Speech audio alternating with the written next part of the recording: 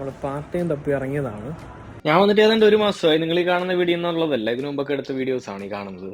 നമ്മൾ part time തപ്പി ഇറങ്ങുന്ന വീഡിയോകളാണ്. പലപ്പോഴും വീഡിയോ എടുക്കാറില്ല ഈ പാർട്ട് ടൈം സെർച്ചിന് പോകുമ്പോഴത്തേക്കിന്. പിന്നെ ഒരു വീഡിയോ എടുക്കാന്ന് കരുതിയതാണ്. നമ്മൾ വിചാരിക്കുന്ന പോലെ പെട്ടെന്നൊന്നും അങ്ങനെ പാർട്ട് ടൈം കിട്ടത്തില്ല.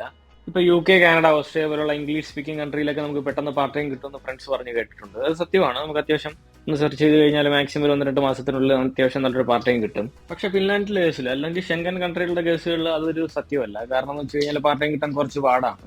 പല കമ്പനീസും പ്രിഫർ ചെയ്യുന്നത് ഫിന്നിഷോ സ്വീഡിഷോ ഒക്കെയാണ്. ചില കമ്പനികൾ ഫിന്നിഷും സ്വീഡിഷും ഇംഗ്ലീഷും പ്രിഫർ ചെയ്യും. അങ്ങനെയാണ് ഇവിടുത്തെ കാര്യങ്ങളുടെ കിടപ്പുവശം.